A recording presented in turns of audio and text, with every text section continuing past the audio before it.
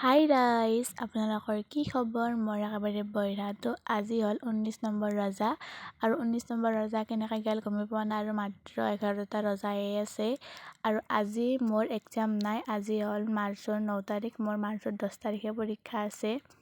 আৰু আজি মই গোটেই দিনটো ভিডিঅ'টো অন কৰিব পৰা নাই, আজি পূৰা টোপনি মাৰিলোঁ সেইকাৰণে।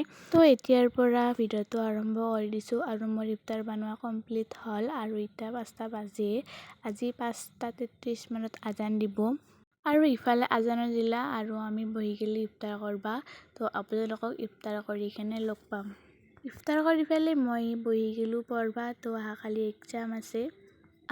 এক্সাম আছে বিজ্ঞান। তো আমাৰ দুটা মিডিয়ামৰ, একফালে আছে এছামিছৰ আৰু একফালে আছে ইংলিছৰ, মানে যোনটো মিডিয়ামৰ পঢ়া। তো আমি পঢ়ি আছোঁ এতিয়া এছামিছ মিডিয়ামত। তো কেইদিনমান পঢ়িছিলোঁ ইংলিছ মিডিয়ামত। দুটাৰ যিকোনো এটা পঢ়িলেই হয় আৰু মেথছৰ মানে ছেম, একফালে ইংলিছ আৰু একফালে এছামিছ, মানে যিকোনো এটা পঢ়িলেই হয় আৰু।